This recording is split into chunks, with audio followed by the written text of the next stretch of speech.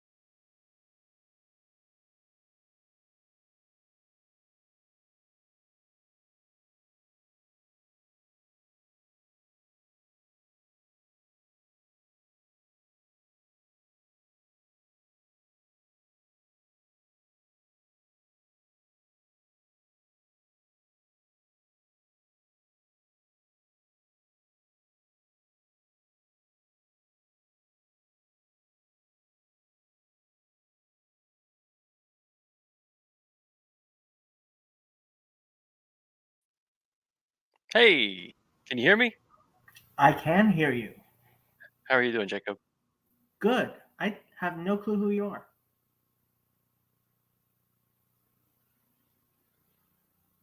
Got the.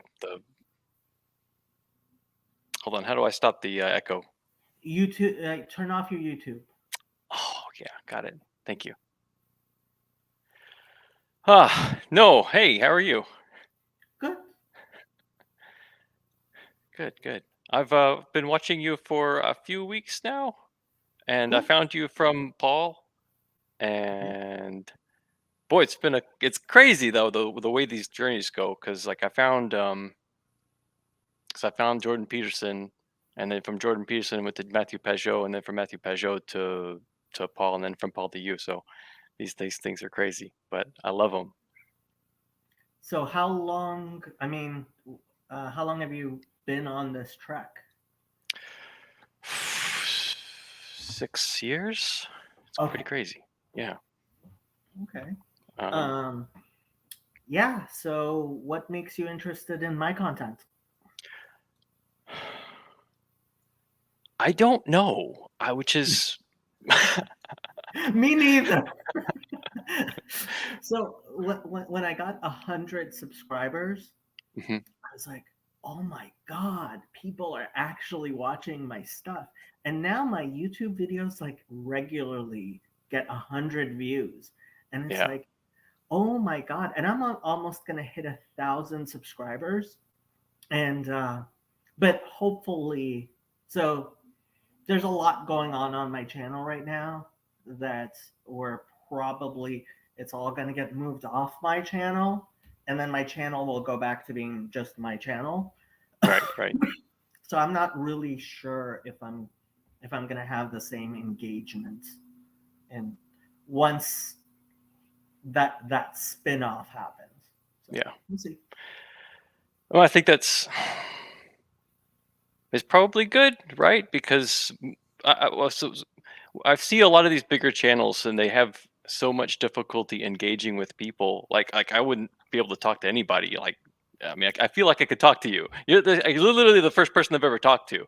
I've never talked, not, but online. I mean, in So this circle. right, okay. So this is part of I originally called it Project Jethro, Mhm. and I don't know how religious you are, what kind of religious background you have. Some people know who Jethro is from the Bible. Most people don't. Jethro was Moses' father in law, who comes up to Moses and says, you're trying to talk, you're trying to be the sole judge in Israel. It doesn't work. You have to appoint, it says, Sari Asaro to Sari Alafim, heads of tens and heads of thousands, and then have the elders. And so it's where the Bible itself, the Torah, actually tells you you need a hierarchy, right? And that's been a big part of my little thing in this corner because, like, honestly, I don't have the voice or the looks or, the smarts to be like some big YouTuber. And I recognize that. Like, oh yeah, I would love to have a 6 million, like, but I'm not Jordan Peterson. Right? I'm Jacob Federici, and that's fine. Um, so I can, I think my channel hopefully will find its right place. Mhm. And if you join my Discord server, um, what I do is, I try to put things in rankings, right? And some people I put rank above myself, and some people I rank below myself. Right. And it's like, it's not because I think the people who are, you know, different places in that hierarchy are less in the image of God. I don't, right? We are all made in the image of God, and God loves us, and we are all children of God and all that stuff. But But that's hierarchies exist. exactly. Yeah. And there's nothing wrong with hierarchies. We need to have multiple hierarchies. We need to make sure that they're competent and um and so, this Just is got to find I've, your like it's like a fractal, right? So you just got to yeah, find your part you have to and find your place. being part of the pattern. Right. And so that's the thing with Paul. Like, he's like, everybody wants to talk to me. And I'm like, yes, Paul, everybody wants to talk to you. And there are certain people that I talk to that I want them to talk to Paul, Hmm. right? Because I, I want to like elevate their voices, but it's a matter of respecting the hierarchy. So that's what actual humility. So, the Bible says Moses. So Moses is writing, and it says Moses is the most humble man, right? And it's like, so even the Babylon Bee had like, Moses is the most humble man, writes Moses. It's like, you're misunderstanding what the word humility means, because um, another name from the Bible very few people know, Korah, right, goes to Moses and he's like, who made you, the priest over all? And he literally says all the people are holy, right? He was the original Martin Luther. And if Moses had the bad idea of humility that a lot of people do, he would have said, "Oh, yeah, yeah, I guess you're right. You should be the leader and not me, or everyone's a leader and I'm not a leader, right?" But that's not what happens. He first of all, he falls on his face, and that's important because part of humility is realizing God put you in a certain place for certain reasons, Hmm. and then he says, uh the earth is going to open its mouth and and swallow you up, and it does, right? Um so humility is about accepting your place in the world and accepting those aspects of it, which, like, yeah, I have a high IQ. I'm not ashamed of that. I'm actually a little bit proud of it, but not very proud of it, because, like, it's not like I did anything to, like, this is how I was born, right? And, like, yeah, it's a good thing. I'm happy I have a high IQ as opposed to a low IQ. I do think it is in fact better to be high IQ than low IQ. So I still have a hierarchy of values where I see better things as better than than worse things. But at the same time, I recognize, okay, like, there are people who are much smarter than me. Sam, much smarter than me. Verveki, much smarter than me. Paul, much smarter than me. Peterson, much smarter than me. There's lots of people who are much smarter than me, but there are a lot more people who are dumber than me. And I know that because, like, when I took standardized tests, I always, I test in the top few percent.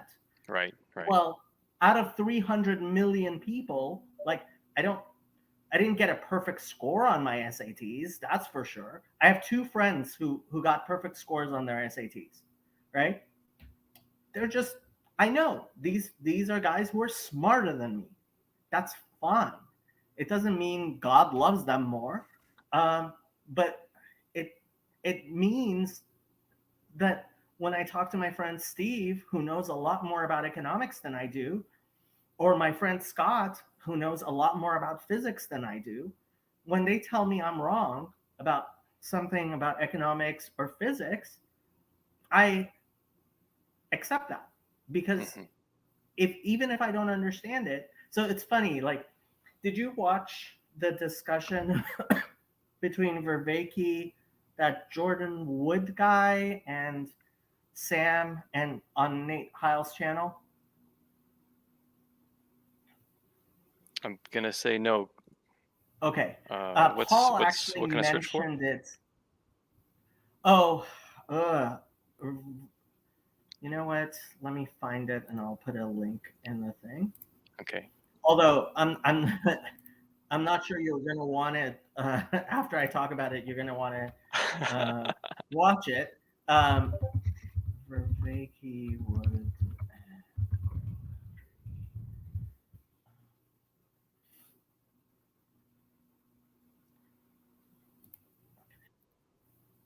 So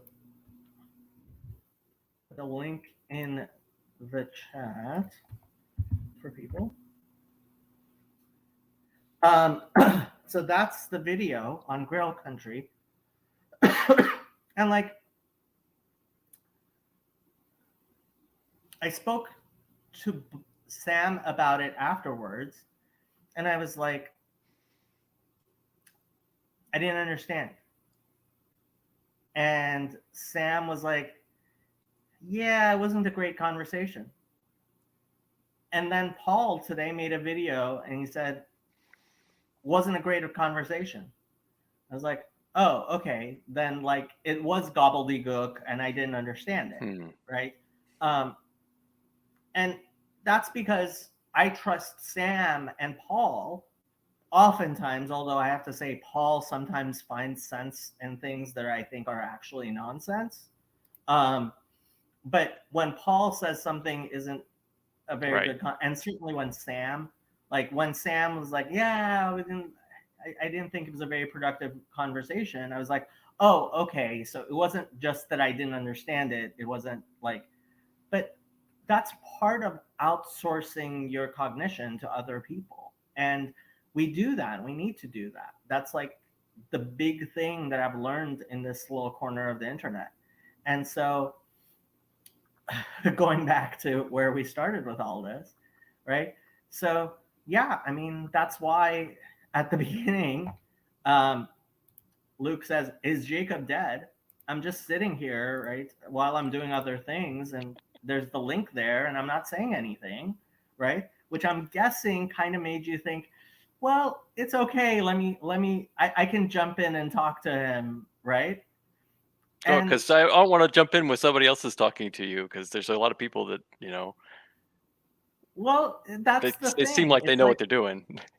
Well, there is that too, but well, and there are some times when I have to kind of, say too much. And look, if one day I actually become so this is one of the things I promised myself. So when I hit 500 subscribers, I put a Square site in the description of my thing where you can schedule to talk to me. And a few people actually have done that, which is cute and nice, right? I mean, but like I told them, you don't need to do that. But they felt bad about taking up my time. And it's like, well, you don't need to do that. But I wanted it there because, like, I believe in. So I actually ripped into Luke at earlier on Cassidy's channel. We were having a discussion. It was a Just Chatting stream on Cassidy's channel. I doubt you know Cassidy. I don't know who that is.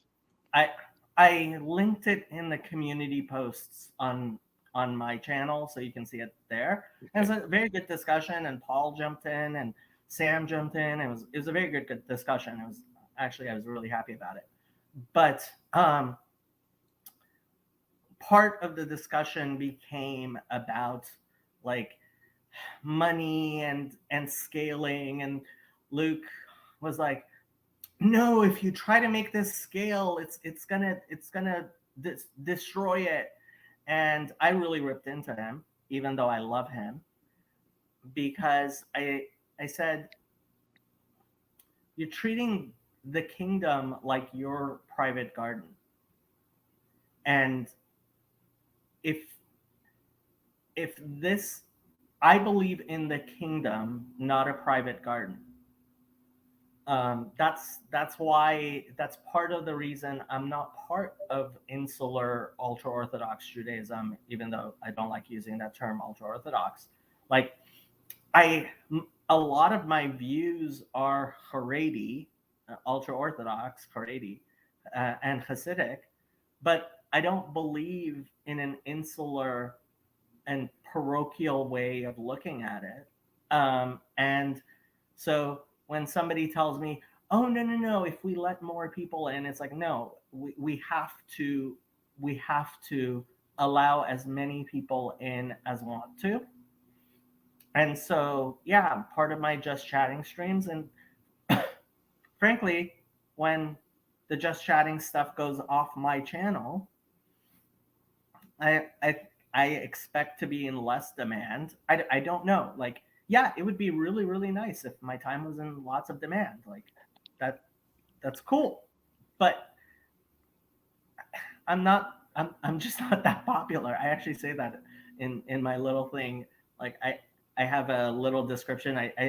I'm at home. It's on my work computer, but like I have a little description I put at the bottom of my just most of my just chatting streams where I'm like, if you really feel like you need to pay me for my time, you can, but I'm just not that popular.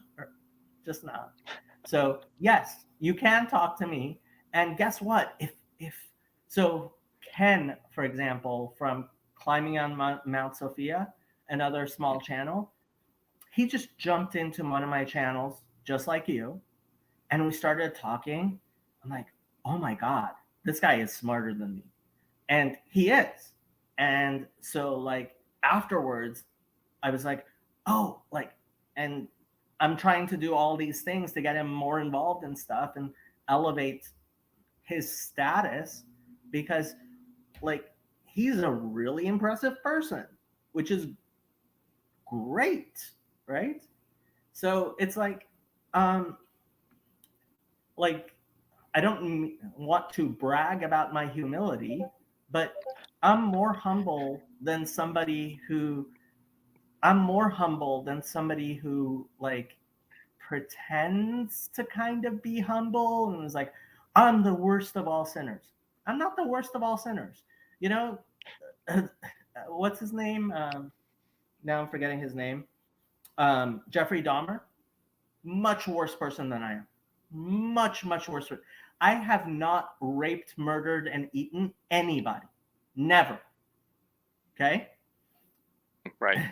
um, I have to look some of these people up.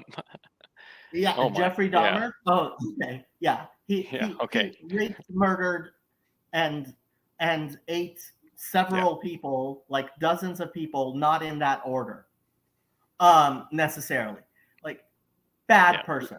Real life reaver. Or actually, the name I wish most people knew and they don't. Mark Chiavarella. You're gonna have a hard time finding him. You can look up the Kids for Cash scandal.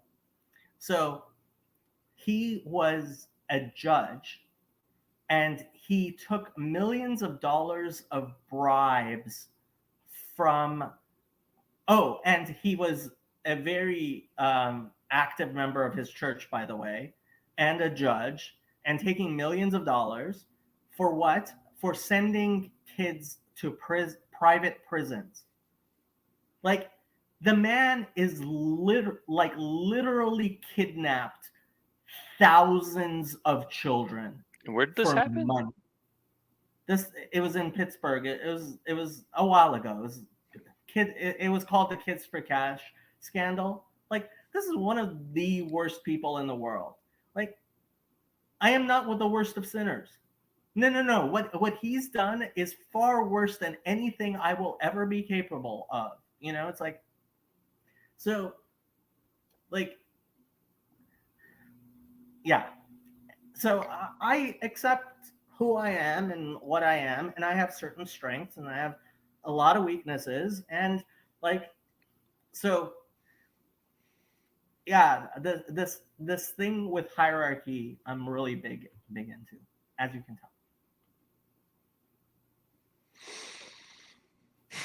Well, so if you could spin off more small groups, then so if your group doesn't have to become one giant pyramid, right? That's how pyramid schemes work. So if you make little pyramids, If you so there's a managerial technique, right? You don't train people to be subordinates. You train people to be basically to replace yourself, and then that elevates you, and then you make managers at that point. Does that sound Well, right? okay. So yes and no. So I am so for a very long time, like 20 years, the handle I used to use online a lot. Now I just use my name, but I used to use as my handle Arduous. Um, and where I found that it's actually a Greek name, but was Chris Argyris, who's the father of organizational behavior, when I took Hmm. an organizational behavior class. And I loved that class. It was one of the it's one of the classes I took which taught me the most from any university class I've ever taken. And so organizations are difficult, and the larger they are, the more corrupt they can easily get. And so yes, it's a problem. Hmm. At the same time, I often look towards the Catholic Church. It has a billion members, right? Right. And so, and it has one ultimate authority, the Pope. And you can be sure plenty of those billion members don't like the Pope, including Father Eric. Not a huge fan of Pope Francis. He's Father Eric's a friend of mine, and he's the Catholic priest who's involved in this little corner of the internet. Okay. And like he really liked Benedict a lot more than he likes Francis, Hmm. but he's a Catholic priest, and Francis is the Pope, right? Right. And like, and part of what allows a billion people to have like is um, the Catholic doctrine of subsidiarity, which most people have never heard of. And frankly, I'm taking it to cough drop so I don't cough so much. Sure. Um, and frankly, it's something most people will never care about and should never care about and need not know. But it's Right. also a It's the handle really handle it at the lowest. Uh, handle it. yeah. Your connection's not great, but Yeah, I'm um, off my phone. mm, Let me see if I can do something.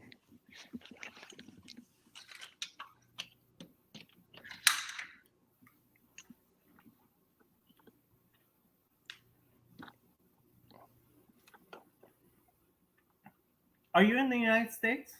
Yes. Yes, I'm in Oh, okay. California. Yeah, Stefan. I was like, that seems like a pretty European name. Yeah. My dad wanted to name me Ian, but my mom said I don't like that, so she Oh, said okay. we're naming him Stefan. Okay. Oh, It's Stefan. Okay. it's terrible because then everyone they'll even because it's in my email, right? And then people will still spell my name wrong in the email. It's like, but it's written right there. It's just funny, but Yeah. I've got legal documents that have my name spelled wrong, which is distressing, but Oh, whatever. believe it or not, I mean, even with Jacob, I get people. I get a lot of Josephs. Joe, what? Yeah, biblical name, Right. biblical. Yeah, It was Jacob Joseph. the one that started with a J. Yeah. Um, but what were we talking about? Subsidiarity. Right, right. To handle it at the lowest level. Right. So in the United States, a lot of people think of this as federalism. It's not exactly federalism. Subsidiarity is actually a much stronger and better version of the idea of federalism. Um, but and um, the reason I call it the Catholic doctrine of subsidiarity is if you go to the Wikipedia article, it's under um, subsidiarity Catholic doctrine or something. Okay. Um, but it is a Catholic doctrine, and it is something that the church has used to allow for something to grow. And part of that is trust and capability. And yeah, I keep on saying Protestantism is a great structure for conquering new territory. It's really bad at intergenerational wisdom. And in fact, like it deliberately destroys internet. And that's why I have a whole series. Why is Protestant theology so bad? It's up to part 5 now, I believe. And I keep on attacking Protestant theology because I think ultimately, so I have to be clear about this. When I attack Protestant theology, I'm not saying that the Reformation never needed to happen or Protestantism hasn't contributed to the world. It obviously has. I just think it's time for the protest to be over. Which leads me to the question. So who are you, Stefan? Well, I have to think how old I am now. I'm 37, and I'm I'm interested in managing people, so that brings in the hierarchies because I'm thinking about how I manage other people. So I've recently got a new job, and I manage 300 workers, and we have a moving company, and it's it's it's a lot, you know. You're not in Los Angeles, are you? No. But I've been to Los Angeles, but no, I'm north of Santa I Barbara. just hired my first moving company ever in my Yeah, life. Yeah. I'm at that age where I'm too old and my friends yeah. are Oh too no, old. you move you hire somebody else to move it because your back is much more valuable. Well, yeah, and I just can't move things anyway. So now I just hired somebody, and frankly, like the price of furniture has gone up, or I would have just like dumped my furniture and bought new ones because honestly, it's cost like moving is Yes, costing. more than the furniture's worth. Yeah. I'll say it can be. That's why I don't have furniture. I don't have a table. I have chairs. I don't have pictures on my walls or anything. Well, the pictures, the small Oh, stuff those isn't are the easy. I know. problem. It's the desks. Yeah, So yeah. I'm moving my Desks. office into my new home, Yeah, and it's the desks. Like I can't even get them out of the door, much less. And I don't yeah. like. I hope Are you on the first floor? so. No, I'm on the second floor Oh my here. god. It's and there are stairs, Yeah. and there's large elevators. So the elevators Oh, that um, helps. at at uh, at my actual office, I'm on the fourth floor. But here, it's like stairs, and it's. I guess this is considered long haul because like you have to go more than 10 feet from the thing to. Anyway, you were telling Anything, me. anything they can nickel and dime you on. Well, I have no idea how much it's going to end up being. They quoted me $350, which is like That honestly sounds like a those lot. desks Yeah. they're almost not even. But I'm guessing it's going to end up being like $500, and then hopefully they arrive here in the same condition. Right. Right. And that the big desk, which is the one I was really concerned about, like it's not expensive. Well, it used to be a lot less expensive. It was like I bought it for like 150 or maybe $200, Hmm. and I assembled it inside the room. I don't even know if it's possible to get it out of the room. And Yeah. Oh so yeah.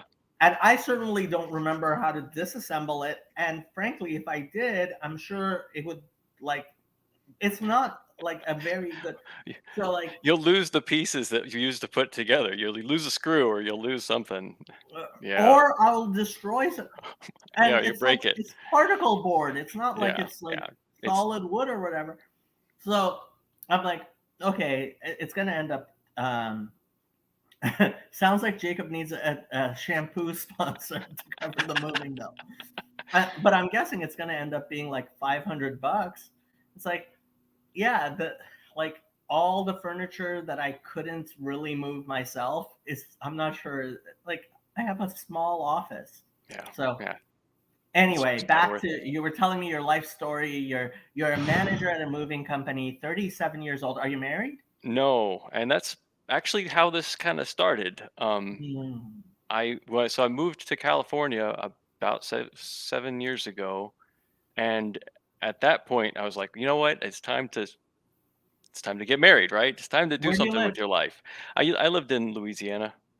No, where do you live now? Oh, Like north county. of Santa Barbara.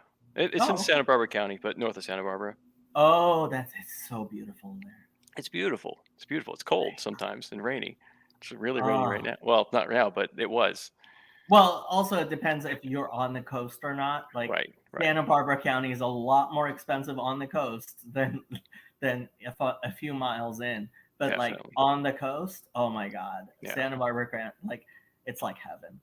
So I moved here, and then I thought, I need to, because I never had a girlfriend, never did anything, didn't pursue women at all, because I needed to get my career right. So you got to get Yeah. established first, and so then I started going onto YouTube, going, well, what do I do to, be a man? And I found there's some terrible stuff on there that'll just Pickup really. artists, Oh, yeah. well, so there's that stuff, and then so that rapidly goes to what they call it, the black pill, Mm. which is like super pessimistic, and it's like all women are terrible and they're just gonna divorce rape And the you, incels and the and oh, then there's the MGTOWs. incels, Yeah. and from that I found Jordan Peterson, because Jordan Peterson at that time was they're glorifying this guy, going, look at this guy, he's so cool, Yeah. um, and and and it was pretty cool, right? He Mhm. he he kept saying all these really great things, and then he had this talk with Jonathan Peugeot, Mhm. and that it was just kind of night and day. It was like Jonathan Peugeot was speaking this language that was just I'd never heard of before. It was the symbolic language, because I guess I was pretty materialistic, and now I'm just like completely, the pendulum has swung, and What was your religious history like growing up in so my college? parents were non-denominational Christians. Okay. So they had a small church, and so they're actually. So here's what's interesting: their church structure was they would their church would start a church, and then as it grew, if it became too large, they, instead of, because what happens to so many churches is they split, right, over some disagreement. So I think that's kind of one of the problems with Protestantism, is you see like Baptists and Methodists, and they have these schisms, and it's very antagonistic. But what these uh, this church would do is, instead they would go, well, who lives in this part of town, who lives in this part of town, where we're gonna divide, and they would basically cellularize, and then so they seated maybe five, so one from one church to about five churches in at least while my parents were there, which was interesting, because then all the churches then would still come back together, and Mm. so it's creating that pattern. Um, Mm. when I left home, I stopped going to church, um, and I guess I really wasn't religious at all. My Did you go to parents, college? I did. So I've got a useless degree, but I can use it to manage people. What Uh, would you major in? Art education. That's not a useless degree. It's pretty useless, but it's I fun. well, okay, art education, actually art, or No, or so it's art a history? so I have a BFA in fine art and then like a minor in education. And I was at one time I was all level certified. I could teach K through 12 art. What about your own? So you have a BFA. You must have hmm artwork. What mediums do you work in? Uh, right now I'm mostly doing photography. So I've got I used to do only charcoal and then I branched out into ceramics and then I did a whole lot of metal work. So fine jewelry fabrication and Metalwork. oh, Oh it's my so much god. fun, but it takes so many tools, but it is to create something out of making something out of metal is it's so much realer than because you're making a real object. It's not just a drawing of an object. You know, like this the Sisney what oh god, I forget. So it's been so But long since I had art metal history. You know workers, the one about the pipe. It's like this is not a pipe. yeah, That's metal that work, famous picture. but metal workers are in such high demand. How'd you end up leaving that to go into moving? Yeah. Well, it's a lot. It's actually very technical. It's Hmm. technical moving. We move very large custom objects. Um, Oh, okay. so like can move. I think the biggest thing we moved like a chandelier that's like the size of a bus. Um, Okay. crazy stuff. Okay. Um, So you're actually moving pieces of art, really. yeah, really, yeah, really, yeah. I never So thought of it like that, but yeah, So what are you telling me? Your degree is useless. You're it's like useless. It's actually useless. using. Yeah, well, I don't use it anyway. I'll use it later. No, I you figure have the only degree which I can like. What would be a better degree for somebody who's who's moving objects, art objects? Like, hmm. no, you see you're just plain wrong. You have the most useful degree to do what you're doing, and you told me your degree was useless. So Okay, you're right. So, so I came here. I've decided I'm established. It's time to get married. It's time to. So I found Jordan Peterson, found Jonathan Pajot. The pendulum swung back, and then uh, I started listening to Paul Vanderklay from Mhm. Pajot, and let's see. So in the past, so probably year and a half, uh, so I've found a girl, and so it's like I'm starting to get my life in line, but uh, and I'm still struggling with this right now because so she used to be Catholic, and so she's apostate, so she's left the church, and she's divorced, um, Okay. and she did not get dispensation from her. I don't know how any of these things work, but she supposed she get dispensation from her bishop or something She like has to that, get an annulment. and Yeah. um, and basically, so she doesn't want to be religious now, and so I met her before I really became religious, and it's been difficult. Well, okay, so now what does that mean that you're religious? I'm I don't know yet, but I Okay. know it's the way I want to go is like so like tomorrow I'm planning on going to a church for the first time in a Okay. long time, and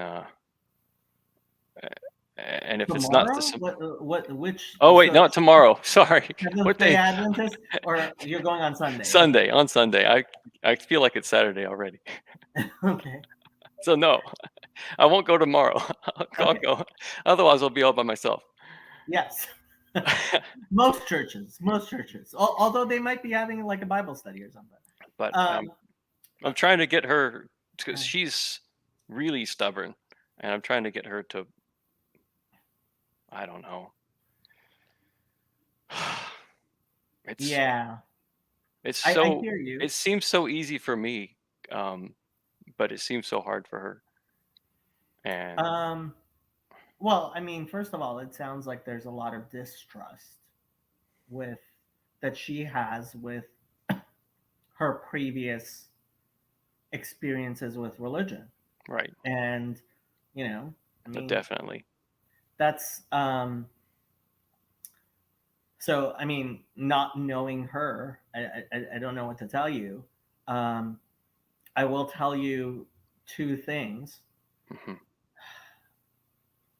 Once you're married, your spiritual life, you have to work really, really crazy to keep your spiritual life together, Right. right?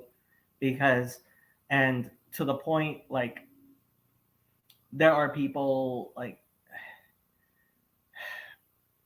it has to, like, divorce really does have to be something that's like completely off the table, except when suddenly it needs to be on the table. And our society really isn't geared towards that. And so it's kind of, there are places for divorces, but at the same time, like, it has to be such a rare thing that when you go into a marriage, you're like, this is final. This is Right. like if it no whatever happens, if so, my favorite horrible story is, I don't think it was either John McCain or Newt Gingrich. It was one of these supposed conservatives who divorced his wife as she was in the hospital dying of cancer and married somebody else. Right.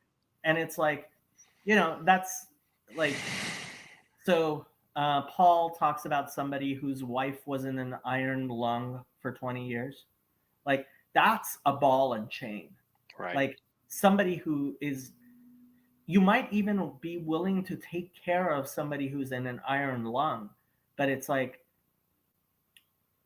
it, the fact that person exists as your wife, like, is completely confining you from having a normal um, life of intimacy and certainly sex, but not just sex, even intimacy, right? Mhm.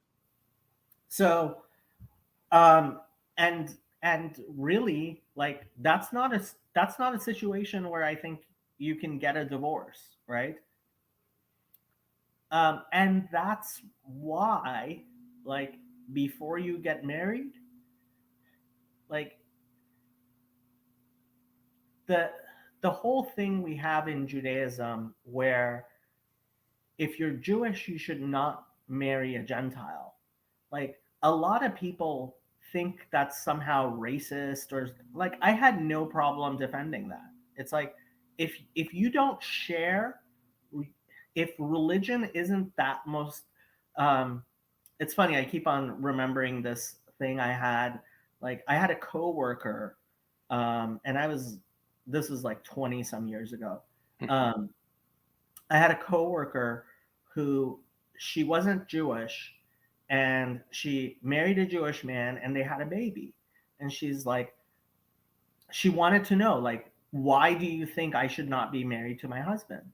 And I said, because Judaism isn't the most important thing to you. And she's like, well, why should that matter? It's important to him. And I said, but it's not so important that he shares it with the people who are most important in his life, his wife and his daughter, right? And it's like, well, if it's not important to him, I understand why. Like, but at the same time, like, that just tells me that he's not a committed Jew, Mhm. right? And so, like, if you were already married, I would be having a very different conversation with you. Right. Right. Um, but like, Right. first, I mean, you have to wonder, but second, you have to also wonder, like, both ways. Like, maybe she will, and maybe Right. there's some obstacle there, but maybe she won't. When I have this, it's like, well, so if she parrots, I don't think she would do this, but if Mm. she goes like, well, okay, I'll become a Christian too, and she'll go to whatever church that I go to. It's like, okay, but what if after I die? What are you gonna do? Are you gonna keep going in that same direction? Because we need to already be going in that same direction. Yeah. Does that Yeah, and sound right? frankly, the kids and Yeah. What are they gonna do with the kids? what are you I mean, Well, I want children. yeah. And look, it's not even just that. It's it's a And question, I want her to be taking him in the right direction as well. right? Um sorry. No, no problem. Um it's not just that. It's also, look, it's really really hard for two people to get along well enough to be married to each other, right? Right. But one part of the reason I'm not married is, like, who would want to put up with me? And I'm not sure I would be able to put up with anybody, right? Um, oh, it was John Edwards. I okay. I thought it was somebody on the right, but whoever it was, it's a disgusting thing to do, right? Right. Right. But the there's two of you, right? There's no like 2 out of 3 vote, right? If the two of you cannot decide, cannot, and that's why having a religious orientation, being like, okay, we'll pray about it, or we will, and this is really important, and too many Protestants aren't used to it. We will talk to, yeah, I thought it was Newt as well. We'll talk to our community, and we'll talk to our pastor, and so, like, you can't, like, the problem is atheism doesn't work. It just doesn't work. Like, why do I not think it's a valid alternative? Like, I'm talking to all these people who are Christians, and I have my problems with Trinitarianism, I right, or Muslims, or which I have the least problems with theologically, but obviously there's a lot of bad blood um, with my history and just generally between Jews and Muslims in the world today, with Hindus and with Buddhists and with classical theists and all kinds of weird New Ageists. And so, can atheist be one of those things? And it's like, no, I'm sorry, it really can't, because all you're telling me is you have no capacity to be involved in that which is bigger than yourself, right? And so how do you relate to society if you don't have something which is bigger and outside yourself? And so, now atheists or non-theists are trying to build something like that, and it doesn't work. Right. Right. Like, it if you want a proof of concept, like, actually show me that it does work. Like, I'm not going to sabotage you. I'm not going to try to help you because I think it's futile. um but ultimately, I mean, it just, like, you have to have community rules. You have to have something bigger than yourself. um One of the things I say a lot is, um as an an individual human being is not a viable living organism, and you're not, Right. as an individual.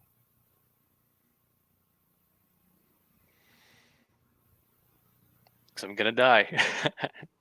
Well, you're, If yeah. I'm gonna die, I'm gonna die if I stay alone. If you stay alone, you're gonna die. Yeah. Well, first of all, because first,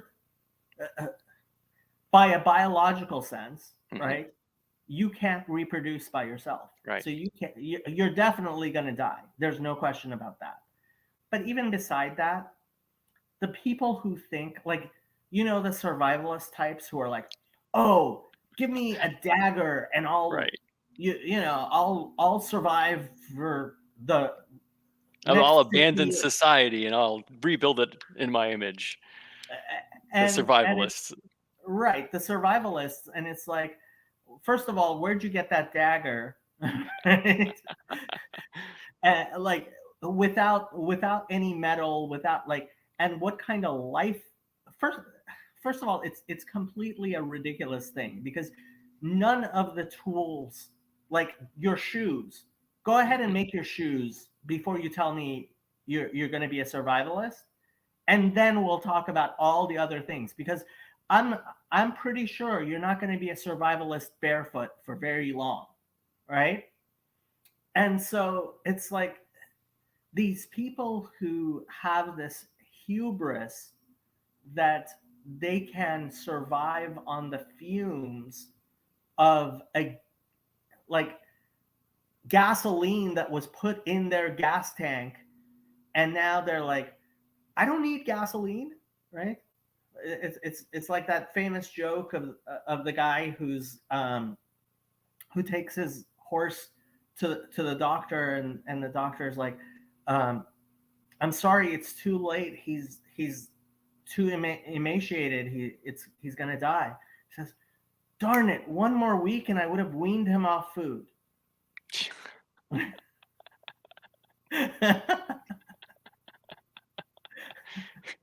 Right. Oh my god. I've got a joke for you. As I was just flying recently. So you got an airplane and you're sitting next to somebody else and you're flying along and suddenly there's a big bump and then the pilot comes over the intercom and he says, well, "Okay, just to let you guys know, that was one of our engines. We just lost one of our engines, but it's okay. We can still fly with three engines because it's a four-engine aircraft. It's just going to take us about an hour extra to get to our destination. We'll be fine." And then a little bit later, then of course another bump, and he comes back on. He goes, "Oh, we've lost another engine, but it's okay. It's two extra hours. We still got two engines. We're good to go. No problem." Of course, then a little bit later, bump, and then the third engine. Of course, the pilot comes back on. And comes, okay, so we've lost the third engine. We've still got one engine left. We're still going to get there. It's going to take us 4 extra hours to get there because we're going really slow because we only got one engine, but we're going to be fine. Just don't worry. The guy turns to you and he says, "Well, I sure we hope we don't lose another engine, or we'll be up here all day." Exactly. And yeah, and I think a lot of people um, who live in this atheist modern world, individualist world, like, yeah, we're not atomized individuals. We Hmm. just aren't.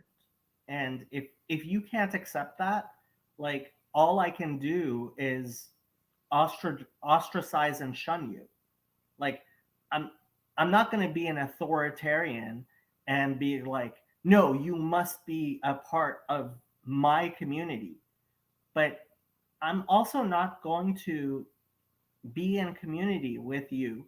Now, I have to say, I have lots of friends who are actually atheists, like committed atheists, like to the point where they go to Sunday assembly here in Los Angeles and like, um, but which is kind of funny to me. It's like, We're atheists. we Let's go all to join atheist, together and yeah. Which not church do you worship. go to? We go to the atheist church, right? Um, and it's cute. Um, at the same time, it's like this isn't sustainable, Mhm. and um, if you want something that's intergenerational and sustainable, then you have to actually live in a theistic society. Right. And so one of the things I say is there's the idea of the agentic God and the Irenic God, right? Spinoza's God versus the actual God who is affects history and is really in the world. We can have a debate about the agentic God. We can't have a debate about the Irenic God. Right. that's a given, right? And how you relate to that, and I think that's why John Vervaeke is now. Uh, I think he's settling into being a classical theist. Is what he went from atheist to non-theist, and I think he's going to end up as a classical theist. And I recommend him to all my atheist and like secular friends because frankly I think if you are a sensible person and you actually spend time thinking about it, you realize, okay, we can debate about the agentic god, we can't debate about the Arenic god. um how did we get here? I ranted at you so long I don't even remember what we were talking about. Where we were at, atheists who are atomized. Oh, right. So people who But you don't can't deny believe, the people who Arenic, don't no, even not the believe, Arenic God. Yeah, you can't yeah, deny the Arenic God exists. people who deny the Arenic god, they're just not thinking Right. individuals. Well, you're a fish saying that there's no such thing as water, but it's more than that. Well, I mean, so this is one of the less known Jordan Peterson discussions. It was actually before Jordan Peterson blew up. Mhm. He was on, I believe, it was on Unbelievable with Justin Brierley. He had a discussion with, I think her name is Susan Blackmore. And Susan Blackmore is like this rabid disciple of Dawkins, Richard Dawkins, who knows even less than he does. And when you're talking from a theological, like I know nothing about his biological qualifications. He might be a great biologist. I don't know. I know that when he starts talking philosophy and theology, he's just he he knows less than nothing. What he knows is wrong, right? Which so he's the type of person who doesn't just not know. He knows a lot of things which aren't so, right? Right. And she's even worse. And this discussion with Jordan Peterson, he's like, "Well, why do you get up in the morning?" And she basically had no answer. Like, and it's a completely unthinking way of going through life. And frankly, a lot of people do that. And a lot of people are, now we have these so Vervaeke talks about zombies and why zombie movies are really big right now. And I think like the meme about the NPCs, look, a certain percentage of the population are in fact NPCs. They're people who don't actually think about things. They're people who are going through their life, and it's like I don't hate them for it or despise them. They have a method that works for them. Yeah, and look, and as long as it works, it works. But as soon as it's not going to work, the machine's going to break.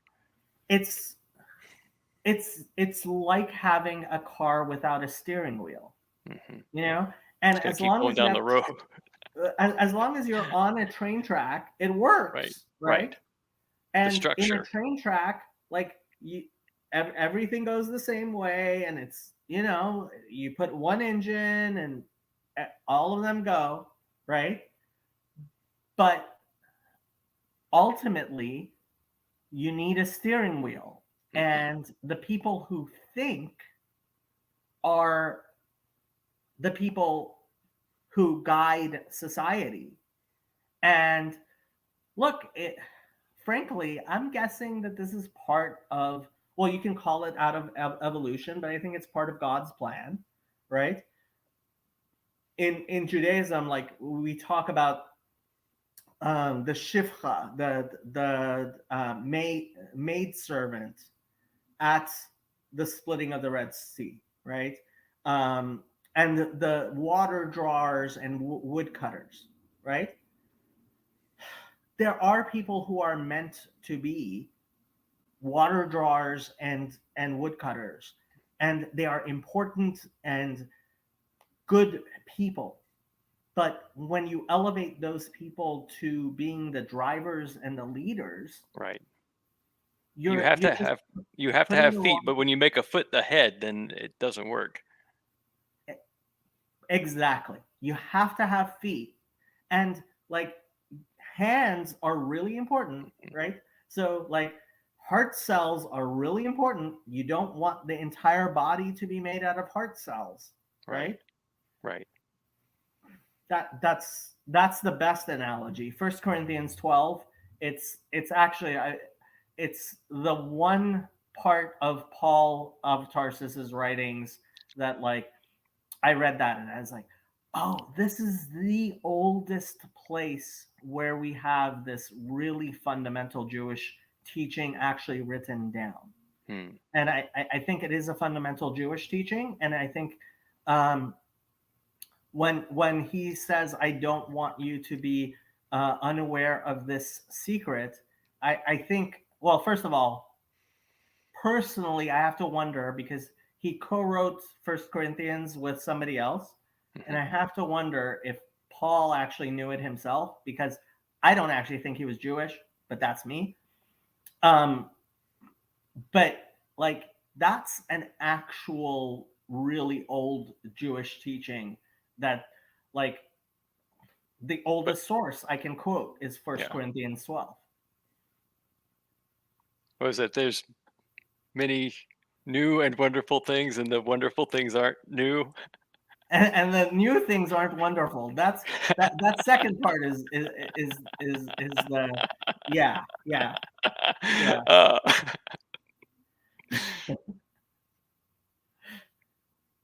I love it. Oh, I mean, it's been people really come fun, here Jacob. to hear people come to my channel to hear outrageous outrageous takes on Christianity. I love And it. yeah, like Paul Vanderklay sometimes is like, Jacob, if you don't want there to be more anti-Semitism, you really you might want to say things in a less thing. And I'm like, if somebody blames all Jews on the stupid things that come out of my mouth, he's already an anti-Semite. That's not Right. my fault. Well, you just keep being Jacob because because I remember the first time I heard you talk, it was on Paul's channel, I think, and I don't know if it was he was just and you were just on there or if you were if it was just a video, but you were saying these things and it's very easy to go, well, this guy sounds like he's really angry, but but Paul obviously loves you and trusts you. Well, he's a Christian. He loves everybody. Silly Paul him. loves everybody. He's really good at that. So I was like, well, okay, I'll give this guy a chance. So I guess when I came to your channel and I see you love people and it's really amazing. And I try. I you really try. inspire me. Oh, thank you. So Thank you. That's really thank nice you. of you today. Um, but I gotta go. It's really nice talking to you, Jacob. Very nice I to should meet you. go too. I'll talk to you later. All right, Don't be a stranger. will do. Um, I'm going to end the broadcast here. All right. Oh, Mark is in half an hour starting another just chatting Oh. channel, people. So you guys should go. I am going to end the broadcast.